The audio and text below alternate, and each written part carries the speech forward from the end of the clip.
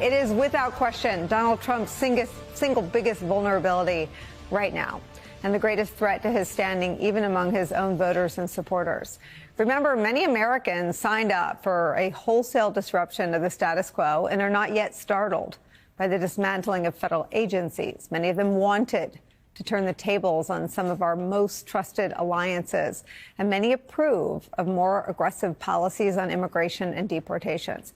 But what no one, not a single voter, signed up for was an economy that is right now flashing red, in a state of mortal danger. Just look at how the Dow closed today, down around 700 points.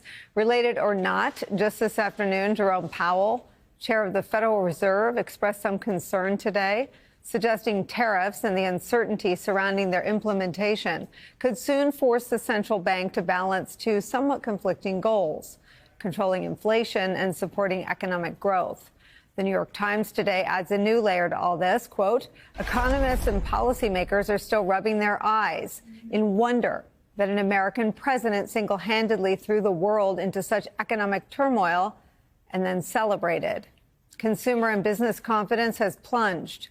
Uncertainty is paralyzing purchases, from a new home or car to a new factory. Investors have signaled their lack of faith in the U.S. economy by selling off Treasury bonds. That's the traditional haven when the outlook darkens. Again, these developments aren't just a threat to the people of this country and our nation's general sense of self and well-being. They also happen to represent what could be the gravest threat to Donald Trump's political standing ever since he came down the escalator. Recent polling suggests Trump is underwater on the economy. 56% of Americans disapprove of his handling of it.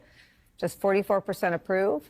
But that's the top line. Look deeper. Puck reports this, quote, even Trump's own voters are starting to express real concerns about his ability to bring down costs and manage the economy, an area that was once seen as a key strength of his, given his status as a quote-unquote businessman and candidate and president.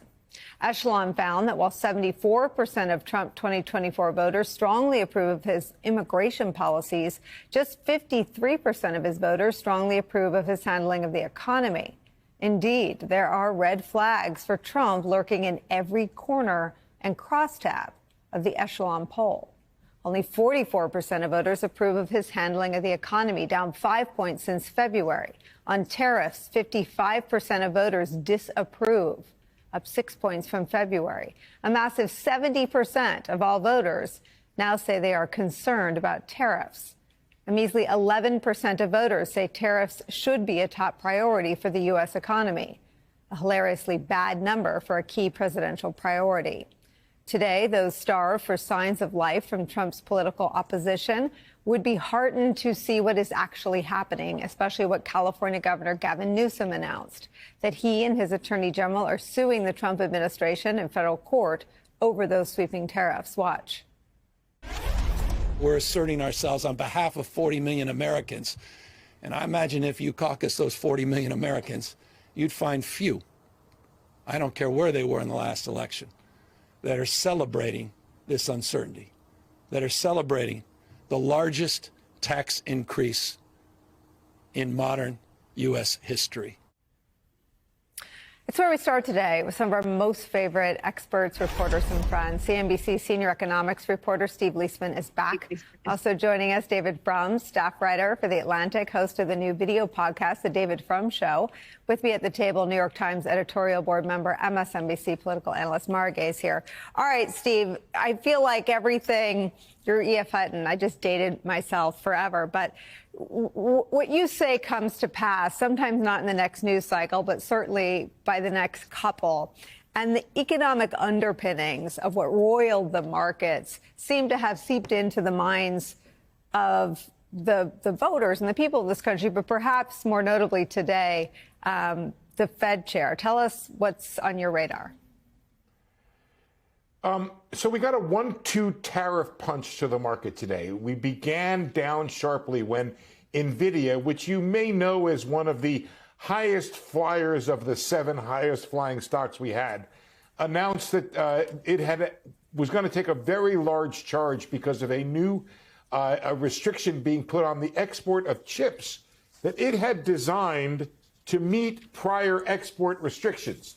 Well, the market didn't like that, and it traded down. And that went across the day until about 1:30, when Fed Chair Jay Powell gave a speech, and where he said, you know what, these tariffs put us in a particular pickle. We cannot cut rates to save the economy if there's a downturn or a recession, because the tariffs threaten inflation. And only when we are sure that the inflation is temporary can we come in and cut interest rates.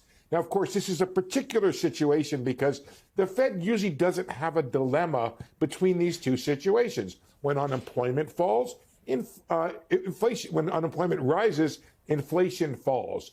So it really doesn't have a dilemma. Tariffs do both. They cause the economy to decline and growth to contract, and they cause higher inflation. So the Fed is saying to the markets, we can't help you out here. And the markets took another leg down. It was a really tough day in the markets because the Fed chair said, we can't help. And you're always so good at tying what the market is reacting to what people will sort of eventually have to contend with. And I've been reading both the Times as well as some regional papers from around the country. That used to be my job in the White House. And people are starting to apply local sort of needs and products to the global crisis that Trump has created. And people are starting to understand that things that are made here and things that are needed here to make things here are all in jeopardy. Let's talk about tariffs and what's happening in the stock market right now. Down 895 points. Jerome Powell saying that this was a lot worse, or a lot bigger, the tariffs, than was expected. What is the significance of him coming out and saying slower growth, higher inflation? It's hugely significant. In fact, it's hard to imagine something that would shake people up more. Look, for a very long time in the United States, we've come, whether we like them or not, and there are many critics of the Fed, but we've come to sort of trust the Fed as a very reliable source of information. As such, that credibility resonates. And if the head of the Fed is saying, look, these tariffs are really shaking us up, we didn't expect it to be as complicated as it is, and to talk about inflation, slow growth, things of that nature, of course you're going to have problems. And I will tell you, that is also going to shake people up around the world. Because remember, the Fed, for lack of a better term, is our central bank. And it communicates with all the other central banks around the world. If they're sending scary signals, those are heard. You're in Iceland right now. You've been doing a bit of a tour, talking to foreign nations on their economic policy. What have you learned? People are completely confused. They are struggling to figure out how to respond. There is still in Europe, and you remember that Iceland's a little bit separated from the European community in a number of ways. But I was in Italy not long ago, and have been in other spots. And what I can tell you is that there is a great desire to negotiate. There's simply no question that all these countries want to be in negotiation, and they have been sending those signals. You've got 27 countries involved in Europe. They have proposed something like 400 tariffs. They're very targeted tariffs at this point. They're clearly trying to talk to the United States via a counter proposal. And I can tell you that the people I talk to, including government officials, others, are very, very clear in what their former government officials, I should say. They're very clear in what they say. They would like to go back to where we were 3 months ago, 2 months ago. That's what they would like, when the tariffs were low on both sides and trade was seemingly quite functional. Yes to that. There's also a question of what happens now, because we can't go back. And what happens to our position in the world? Our reputation is no longer a stable one. The dollar is starting to flounder. There were questions about the bond market even. And now you're hearing from the leader of the European Union saying there's going to be a new world order, and arguing that the EU can step up and take the United States' place collectively, the EU, in order to be, in the catbird seat for trade. Are we going to lose our spot?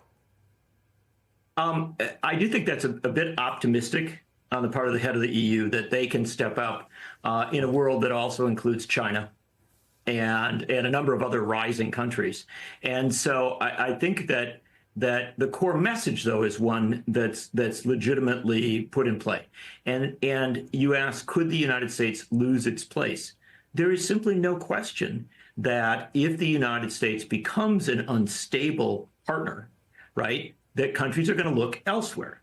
And the great fear, of course, on the part of a lot of folks, is that the European Union finds some accommodation, some structural relationship with the Chinese. If they do, certainly that could isolate the United States. And remember that this is already something, it's a much more complex world than I think a lot of people recognize.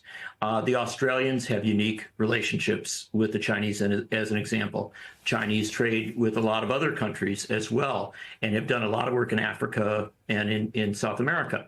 And so what we're talking about here is a panoply of relationships, many complex connections that countries have to one another and that regions have to one another.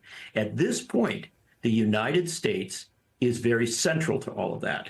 If you start to get into a situation where some regions pull off, some regions create relations with other countries, other sections of the world, slowly but surely the United States has a harder time being a part of that global picture. Do you see Donald Trump still enjoys some pretty rock solid support among his supporters? I mean, I got family members that I talked to about this that believe that Donald Trump is and the tariffs are all part of the plan, and they're on board with it. They're on board. So people are abandoning Trump. Again, a lot of people are giving up on his strategy here. They're quitting on his strategy, quiet quitting at least. You know that phenomenon where you might stay in your job, but you sort of just stop doing it and hope no one notices. You still collect a paycheck, but you're not involved. Because what you're seeing is people give up on Trump. He was elected to, on the face of it, lower your prices. But why he was really elected was to make the rich even richer. That was the real reason he was elected. They won't say that, although remember they got him on tape a couple of months before the election where he said to his big donors at Mar-a-Lago, he said to crowds at Mar-a-Lago, and that's a club where you get to be a very wealthy person, rich person, to be a member. Costs a lot of money every year to be a member at Mar-a-Lago. And he said to the people, don't worry, you'll all get your big tax cuts. Saying it to people who probably are all making millions of dollars a year. Maybe more, maybe much more, right? But those people are losing. Those people are losing because their companies are struggling, their import costs for their businesses are rising, or if they own a lot of stock, they own a lot of, financial product, which remember, the rich own more stock than the bottom 50% of the country combined, right? The top 10% own almost all of the stock, and of course the top 1% and the top 0.1% have disproportionately even more. And so one of the things that's happening is that while the stock market crash and his tariff nonsense is hurting everyone, it's a rare instance where it's actually hurting the rich too. And they're not happy.